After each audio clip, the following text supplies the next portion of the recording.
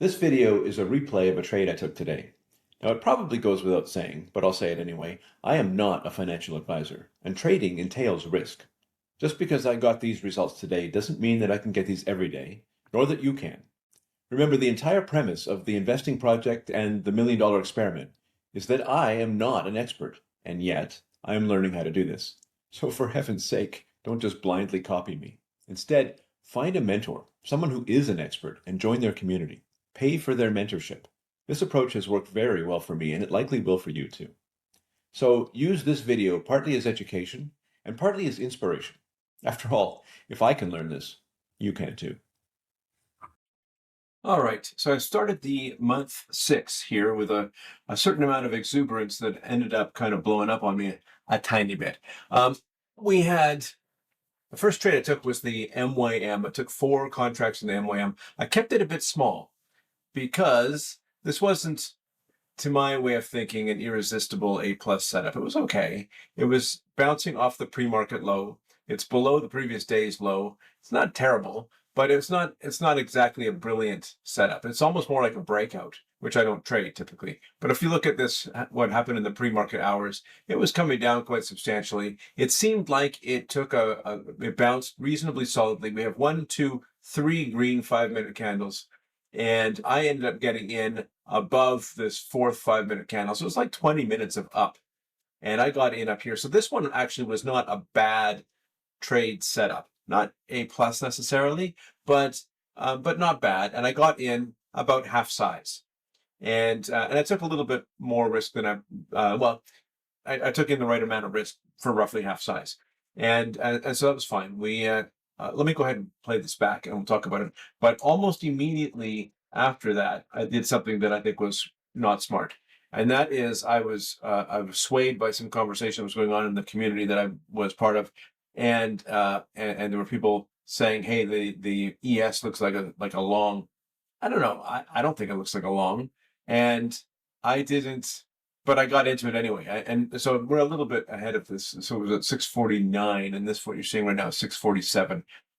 But I got carried away. I got in long, and this does not, to me, look like it's particularly close to a great setup. Whereas this over here looked pretty good. This over here does not look pretty good. So this, in my estimation, was a bad decision. I shouldn't have traded that. So let's go ahead and play it, and we'll see what happens here. So I think that the first one, if I remember, yes, is right here, is the YM. I get in, and it ends up, okay, now I'm in with the ES as well, MES. So the MYM is positive right now. It got up as high as like 10 or 12 points or something like that. And then I think it's headed down. Oh, and I had to adjust the stop to be down here somewhere. Giving myself, I think it was 126 handles of 141 handles of room. And of course, as soon as I got in, I mean, right away, it started misbehaving. Same with the ES. Like, I think I top ticked this thing. I got the very high watermark here, and then it promptly headed south. Now, the one good thing about ES is that I was able to put the stop pretty tight. And so I ended up taking only 12 handles of risk. And so I'm out. I was out with a full. What was it full? It was 12 handles of stop there, and so I ended up with a $180 loss on the ES. I deserved that. That was stupid. I shouldn't have been in that trade in the first place. It didn't look good. I don't know what I was thinking, frankly. Anyway, meanwhile, back at the ranch, the YM, it didn't look terrible, and it actually spent a number of hours in this space, going nowhere until eventually it just collapsed. It took me out for the full stop. But for a while there, it looked like it had some possibilities. But you know what? I don't want to. I want to get away from pulling things to even too quickly. And I have this set up to automatically pull to even after it moves 100 points in the right direction. But it never got close to that. It got 12 points, I think, in the positive direction, and that's all it ever got. So this was a matter of, yeah, I took the shot. The bullet has left the gun. Forget about it. It either works or it doesn't work, and it didn't work. And so I don't mind this one. I do mind this one.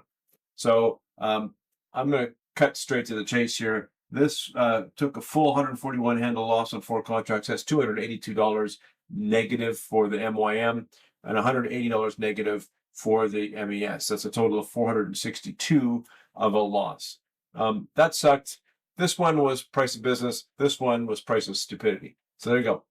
Now let's actually jump ahead and look at the next dumb thing that I did. Actually, it's not that dumb. At 7:58, we just forward this a little bit. So 7:50, well, 7:53, close enough. I got into the NQ long.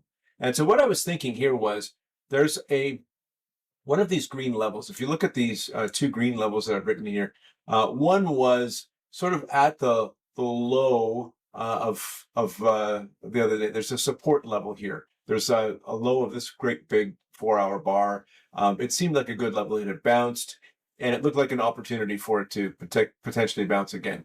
And so as things started to unfold here, I ended up getting long at 302.40, 302.40 there, with one contract on the micro NQ.